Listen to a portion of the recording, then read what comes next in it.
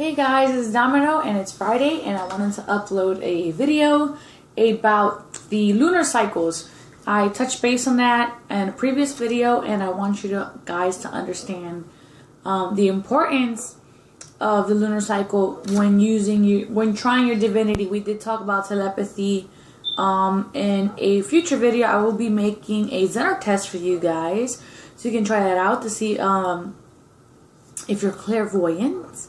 And we can talk about clairvoyance in another video, but for the sake of this video, we're going to talk about the lunar cycles. Okay, so for January's coming up, it is the end of December, and I hope everyone had a wonderful, beautiful holiday season.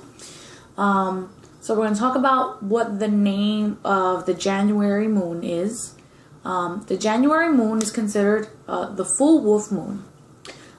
In the frost of winter, when snow is frequently falling in the colder parts of the United States, packs of wolves are hungry. Native Americans can frequently hear the cries of these ravenous animals.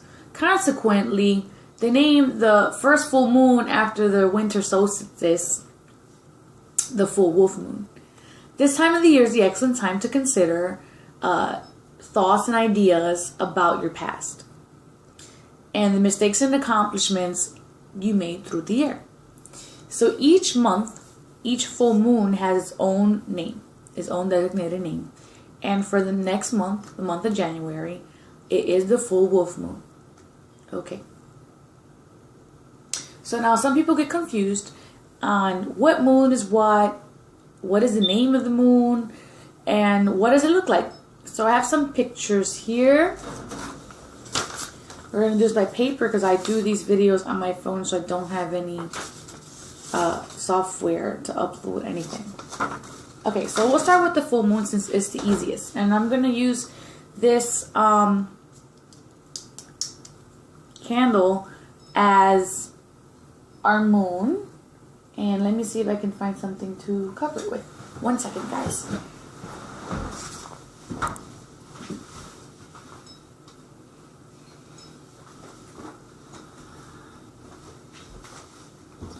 Okay, so this candle is our full moon, and that's the first moon that we're going to be talking about. The full moon is the prime period to really test your psychic abilities. You might have heard how police reports and hospitals records show that people go a little crazy during a full moon. The same energy can work to your advantage. Harness the lunacy, literally the lunacy, harvest it. Your powers of divination are at their peak at this time. And ask for guidance, ask as you plot your future and seek fulfillment. Take inventory and recommit to those things and people who are important. So that the full moon is time for that. For those things. This is a time also for fulfilling dreams. If you can deal with the power of our round celestial friend, for some people it is too powerful. So now everyone is different. When they attempt any kind of divination, their level of concentration becomes strenuous because they cannot focus. So the full moon may be just a little too strong for you. If that is the case for you, opt for a waxing moon, and we'll talk about that in a minute. Opt for a waxing moon and leave the full moon activities for a time where you are feeling more confident. Don't forget to ask your romantic questions at this time. All senses are heightened under the full moon. So bring on the sex and romance questions. So if you have a lot of questions about romance or your relationships, take advantage of the full moon and ask your questions then. Alright, so that is the full moon. Also, the full moon is the most powerful moon in the lunar cycle, and this is when you would want to put your crystals outside. You want to put your crystals outside, and we've talked in a previous video on your crystals and how you should check what cycle they should be charged in. But I mean, pretty much all of them can be charged in the moon. It's not going to harm them at all.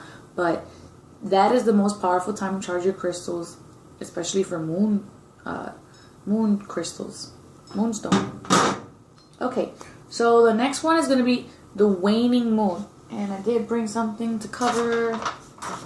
Oh, darn it. Okay, let's just use this piece of tourmaline. Okay, maybe not a good example. Okay, the waning moon. Let's say this is the black of the night, and I'm going to hold this further away so you can kind of get the gist of the angle of the moon. And the green is the moon, okay? And the black is the night, or like the empty part of it. So that would be a waning moon. You know, basically when you're a kid and you draw a moon shape, this is the moon shape you draw. So that's your waning moon.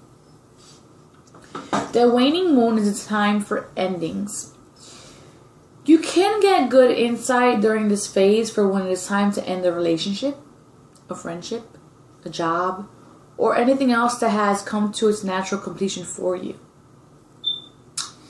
Look at the inventory you took at the full moon, and reassess those low priority people or activities that are consuming your time and energy. Now is the time for to use your fortune telling skills to seek guidance in choosing those you would do best to eliminate from your life. So the waning moon is a time for endings and the time to ask questions. When you feel like something has come to a completion for you, this would be a time to ask about that. Should you stop seeing this person? Should you no longer have this friendship? Is this job serving your higher purpose? This is a good time to ask questions for the specific thing. Ask for guidance in banishing those energies, vampires, people who just suck your energy dry, and every time you're with them and when you leave you just feel overwhelmed and exhausted. Those are your energy vampires. And negative influences. Losing those bad habits, smoking, drinking, those are bad habits. If you want them to come to an end, this is the time to ask the waning moon to help assist you in that project. And releasing yourself from dead-end relationships and jobs that are going nowhere. Use this energy of the waning moon to show you where your boundaries need to be. So if you feel like you need boundaries, ask the waning moon. This might be a 2-part video because I can only record for 15 minutes at a time and we're already at 8. So just letting you guys know. Okay, so the next one is going to be the dark moon. If I'm going too fast for you guys need more a more broken down version of this, please leave your questions down below and I can touch base on that later on. Okay, so dark moon. The dark moon is when you see no moon. So this is your moon guy. I'm just going to put this real close so, you know, you get it. This is your moon guy. Back here. Can't see him. It's the night sky. And no moon. There is no moon in the sky. None. Zip, zilch, nada. Okay. So the dark moon. The average wall calendar, dark moon is indicated by a black circle. Pretend this is a circle, not a heart. And it's called the new moon. Okay? However, for our purposes, we make a distinction between the dark moon and the new moon. Because the energies, there is a difference between the energies. The term new moon has the energy of beginnings. While the dark moon is more of a time for stillness and meditation. If you were to do divination during the dark moon, it's likely that a lot of your questions will be answered with inconclusive answers. Because there is no energy to harvest. It's just time for reflection and inward looking on yourself and meditation. Okay, so here is the new moon.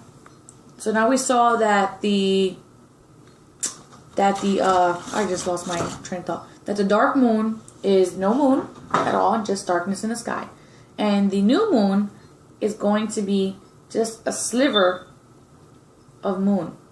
So you have, remember you have the waning moon, right? It was like a half.